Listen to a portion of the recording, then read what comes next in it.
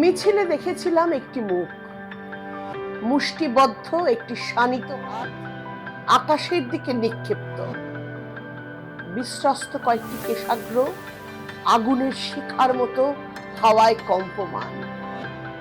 ময়দানে মিশে গেলেও ঝঞ্ঝা বিক্ষুব্ধ জনসমুদ্রের ফেনিল চূড়ায় ফসফরাসের মতো জল করতে থাকলো মিছিলের সেই মুখ। সভা ভেঙে গেল, ছত্রাকারে ছড়িয়ে পড়ল ভিড়, আর মাটির দিকে নামানো হাতের অরণ্যে পায়ে পায়ে হারিয়ে গেল মিছিলের সেই মুখ। আজও দুবেলা পথে ভিড় দেখলে দাঁড়াই, যদি কোথাও খুঁজে পাই মিছিলের সেই মুখ। কারো বাঁশির মতো নাক ভালো লাগে, কারো হরিণের মতো চাহনি নেশা ধরা, কিন্তু হাত তাদের নামানো মাটির দিকে। ঝঞ্ঝা বিক্ষুব্ধ সমুদ্রে জ্বলে ওঠে না তাদের দৃপ্ত মুখ ফসফরাসের মতো।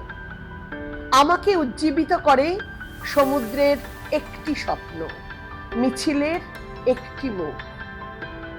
অন্য সব মুখ যখন দুর্মূল্য প্রসাধনের প্রতিযোগিতায় কুৎসিত বিকৃতিকে চাপা দেবার চেষ্টা করে, পচা শবের দুর্গন্ধ ঢাকার জন্য গায়ে সুগন্ধি ঢালে, তখন অপ্রতিদ্বন্দ্বী সেই মুখ নিষ্কষিত তরবারির মতো জেগে উঠে আমাকে জাগায়।